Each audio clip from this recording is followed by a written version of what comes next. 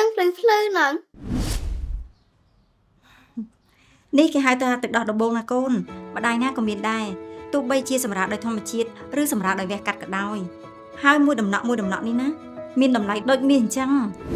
អូដូចមាស ចាមានសារធាតុចិញ្ចឹមគ្រប់គ្រាន់ជួយឲ្យអូនលូតលាស់បានល្អ